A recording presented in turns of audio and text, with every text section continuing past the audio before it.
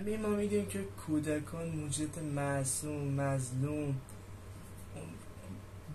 کسایی که میرن مثلا با هم بازی میکنن، دعوا میکنن، انیمیشن، بتمن، سوپرمن، مرد عنکبوت اینا تماشا میکنن، اما نمیدونیم که بعضی از اینا قتل هم انجام میدن. و امروز اومدیم با 5 تا از قتل‌های باور نکردنی این کودکان که اگر واقعا از این ویدیو خوشتون اومد این ویدیو رو لایک کنید و کامنت چیز داخل زیر بنویسید و چنل رو ساب کنید و بدون معطلی بریم شروع.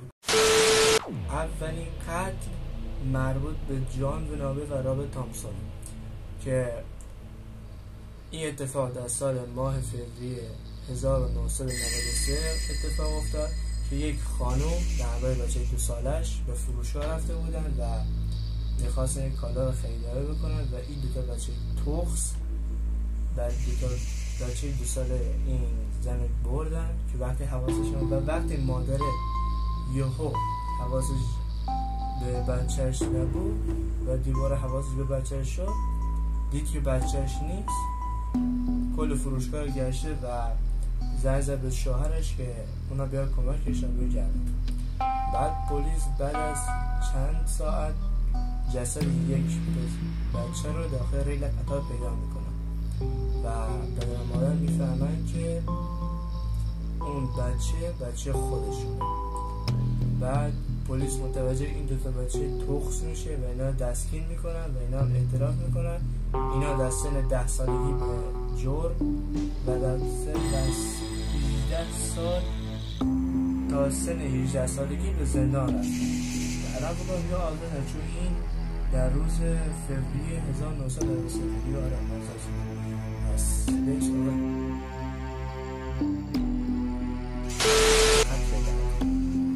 قتل بعدی در مورد جاسمین ریچاردز. قضیه اینه که جاسمین ریچاردز که 13 سالش بوده با یک پسر به اسم جرمی که 23 سالش بوده نامزد شده. پدر مادر این جاسمین از رابطه‌شون باخبر شدن و به جاسمین گفته هیچ ارتباط دیگه با اون پسر نباید داشته باشه و در شب 23 آوریل 2006 جسد پدر مادرش و کل خانواده خواهر برادر این دختره و به همراه برادر جرمی پیدا شد که این 2 تا اومدن خانواده خودشون به قتل رسوندن و پلیس متوجه این قضیه شده و این 2 نفر رو دستگیر کردن و به 8 سال زندان رفتن و 25 سال زندان محکوم شدن. اشتباه گفتم آره. اینا در 23 آوریل 2006 مرتکب جرم شدن و تا 25 سال زندان محکوم شدن. آره.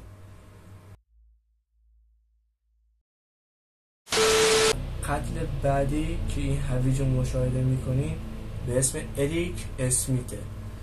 اریک اسمیت در تابستان 1993 که 13 سال سن داشته وقتی که داخل پارک داشت دوچرخه سواری میکرد یه بچه 4 ساله میبینه و اونو ببینه یه منطقه متروکه و خفش میکنه.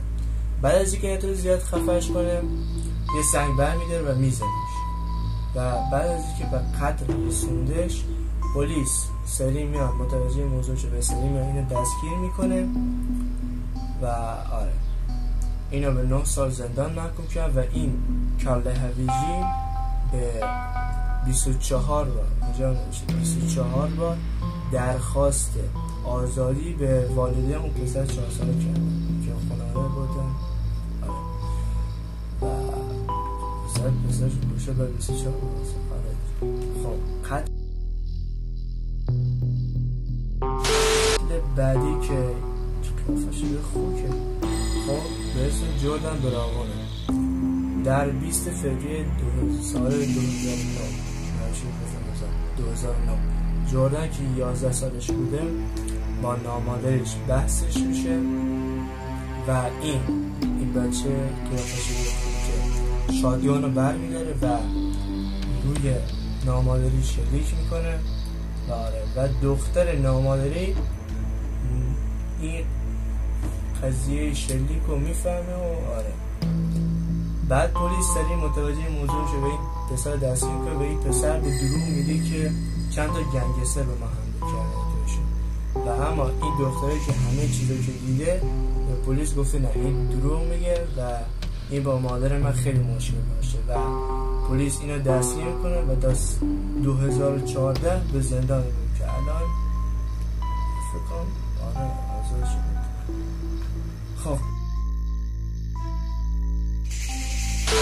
قتل بعدی در مورد این دوتا برادر به اسم الکس و دریک کینگ. خب در 11 نوامبر 2001 آتش فشان که اومدن یه خونه رو خاموش کردن و رفتن داخل خونه متوجه جسد کلش له شده. خب و پلیس سریع اینا رو دستگیر میکنن و آره ازشون حرف میشه و اینا سریع اعتراف میکنن و میگن که پدر ما رو اینقدر کتک زده که ما چوب بیسال برداشت و زدیمش، بعد خونه رو آتیش زدیم که تمام مدارک رو از بین ببریم و آره اینا دیگه محکوم شدن ولی نمیدونم به چند سال هست و سن اختلاف اینا بین 12 تا 13. آره